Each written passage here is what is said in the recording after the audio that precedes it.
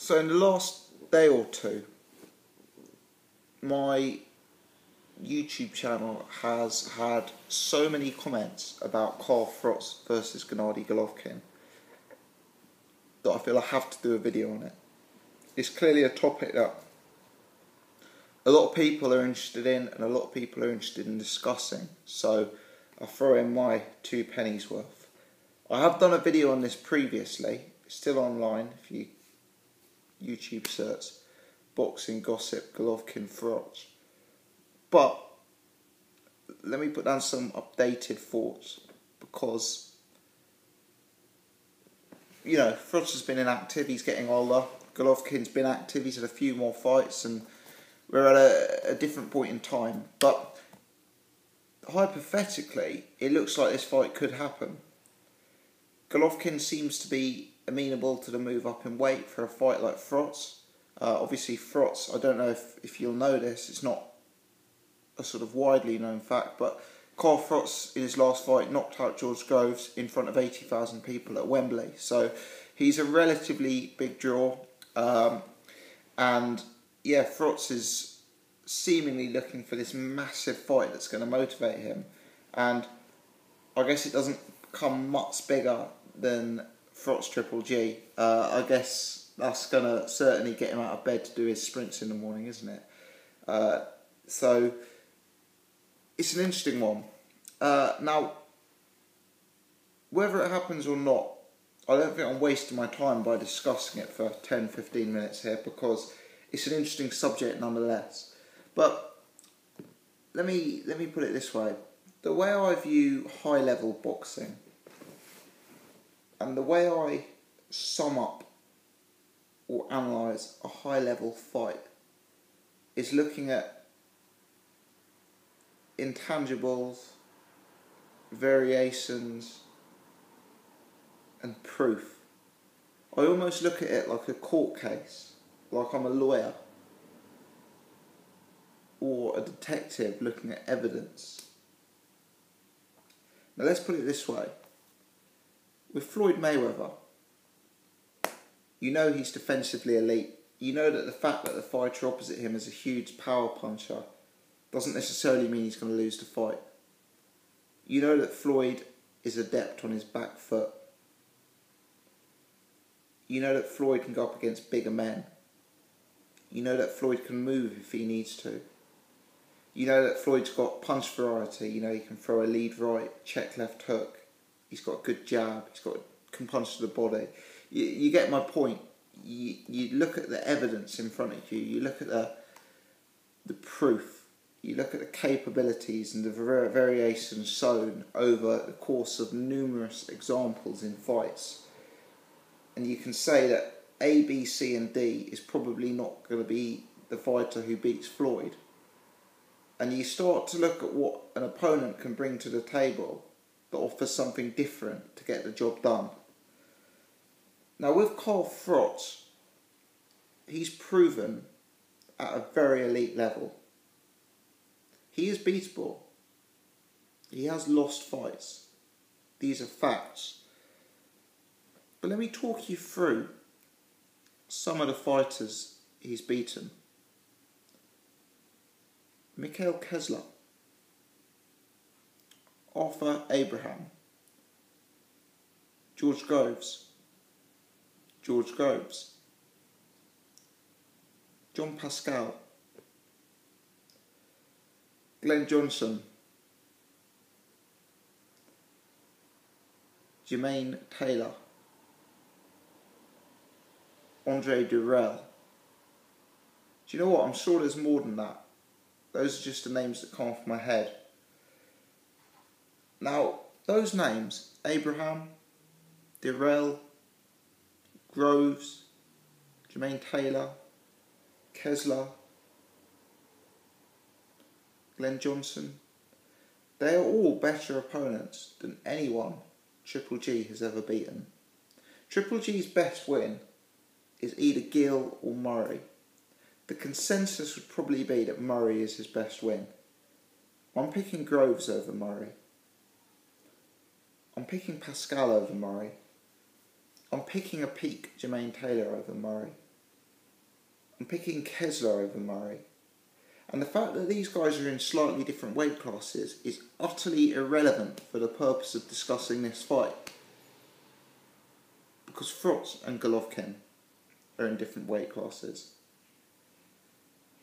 Now, looking at opponents is only one type of evidence, because obviously the best fighter of all time at some point is at a position where they haven't fought the best fighters. You know, it takes ages to build up that resume. So the fact that Froch has proven himself against this level of opposition isn't necessarily an indication he'll beat GGG.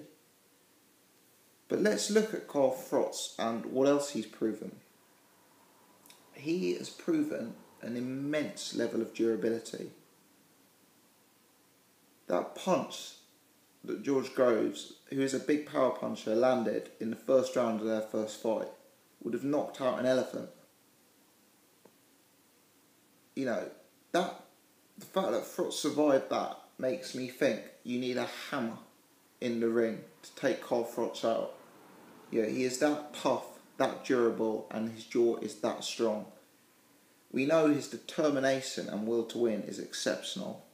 We know in fights where he looked massively outgunned, you know, by younger, more athletic, more technical fighters, Jermaine Taylor, Andre Durrell, George Groves won. In all of those fights, he finds a way to come on strong, to crack the code, to solve the puzzle, and to break an opponent down, to wear them down. And we know he's a guy who can come forward, can battle, can go into the trenches when necessary, can have a high punch output. I mean, Lucien Boutte, there's another opponent he's beaten who's better than anyone Golovkin's beaten. We saw him one punch knockout George Groves. We saw him destroy Lucien Boutte with a heavy flurry of punches and sort of grind him down. We saw immense desire and work rate and come forward aggression to push Andre Durrell to the 12-round decision. Now with Golovkin, we know how he fights. He's not a versatile fighter. He's not really going to turn up and surprise us with his technique. We know what he brings to the table. He's a come-forward guy. He throws power punches. He hits very, very hard. He is a technical fighter. He has got amateur capability. He's not just an uneducated slugger. You know, he brings a lot of assets to the table, but he's predictable.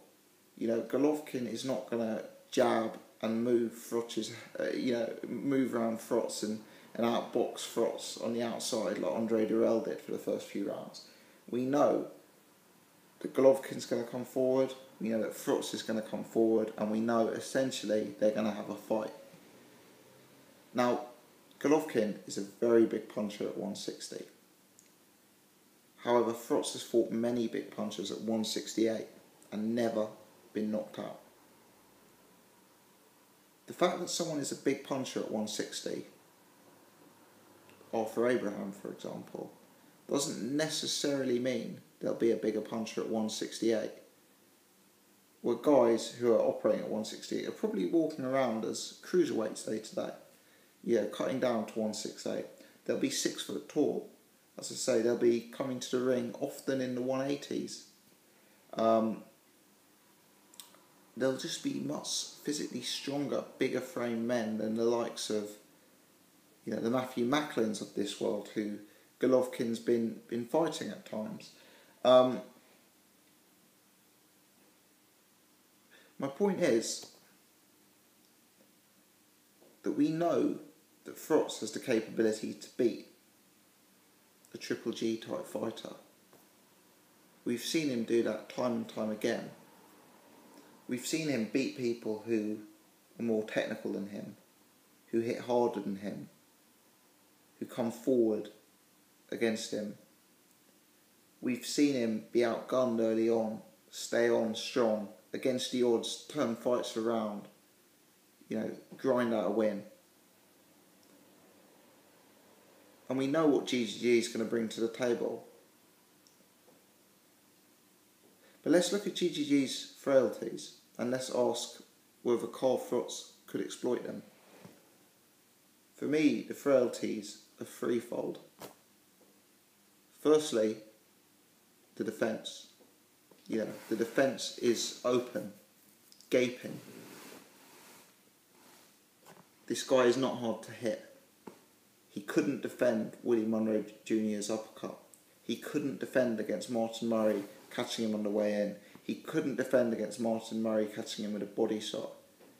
The infamous Daniel Gill punch he took before KOing Gill. This guy's open. Now, so far, his chin's held up. Could that be different at 168? This is a guy who likes to come forward. For me, he's very front foot heavy. Does he have a good back foot game? He hasn't needed one so far, it's true. But against a fighter like Froch, who is so much bigger than him, Triple G is not a big middleweight. Froch is a solid super middleweight. Someone like Froch who comes forward and is much bigger and stronger than the opponents Triple G's used to fighting. What if Froch pushes him back? What if Froch ties him up, roughs him up on the inside and makes him take a backward step? Let's see what his back foot game is actually like. It's an intangible. And finally, Froch is a rough, tough fighter. He'll hit you to the body. He'll put a head in. He'll put an elbow in. Triple G doesn't seem to like getting hit in the body.